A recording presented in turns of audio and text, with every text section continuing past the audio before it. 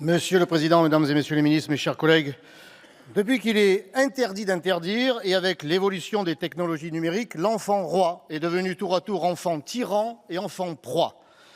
Et c'est un grand péril pour notre pays car les enfants sont évidemment notre avenir.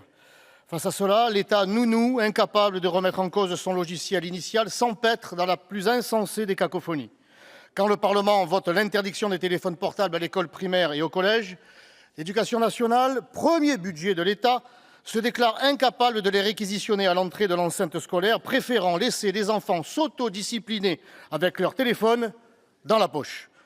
Ceux qui font le service après vote sur le terrain savent ce qu'il en est de cette mesure naïve et inefficace.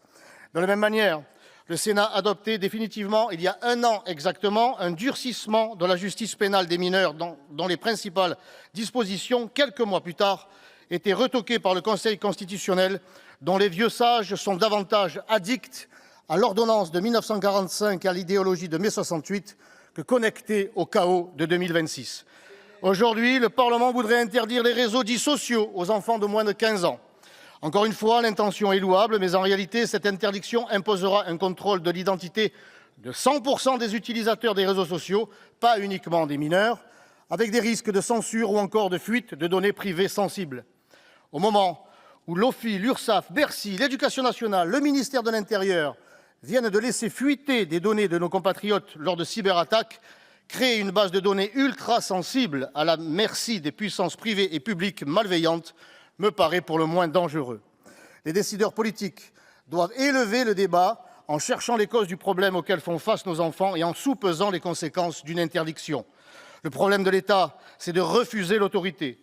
Il n'y a pourtant pas de principe plus nécessaire à l'enfant et à la société.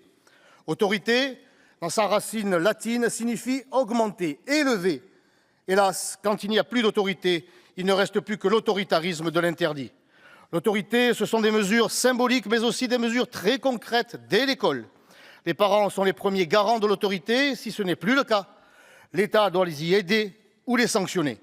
Car face à l'addiction aux écrans dont nous parlons, le défi est celui de l'éducation à la liberté. C'est un combat culturel et sociétal. Nous ne convaincrons pas les enfants d'ouvrir les écrins de Marcel Pagnol ou d'Alphonse Daudet en interdisant les écrans de Mark Zuckerberg ou de Zhang Yiming. Faire respecter l'interdiction des téléphones portables dans les enceintes des écoles et collèges me paraît déjà un assez grand défi qui devrait être la première des priorités du gouvernement. L'école doit retrouver son caractère de sanctuaire de l'instruction, un temps de privation au service de développement de la personne, un espace de concentration intellectuelle au service de la liberté, servi par une autorité réelle et qui élève. En revanche, je m'opposerai à cette loi qui est au mieux inapplicable, au pire dangereuse et certainement à côté de l'enjeu. L'avenir de notre pays et de nos enfants mérite mieux que des expédients à courte vue.